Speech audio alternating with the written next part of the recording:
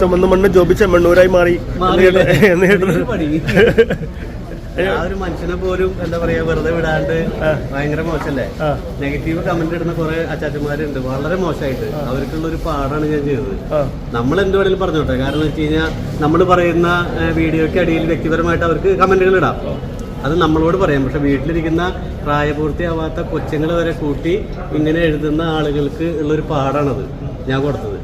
അല്ലേ? ശരിയല്ലേ?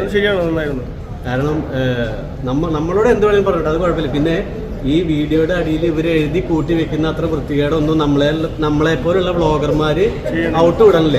അപ്പൊ അവരും നമ്മളും എന്താ പറയാ, അതൊന്നും ചെയ്യണത് ശരിയല്ല. അതാണ് ഞാൻ ചെയ്തത്. ജോബിച്ചിട്ട് പൊളിയല്ലേ?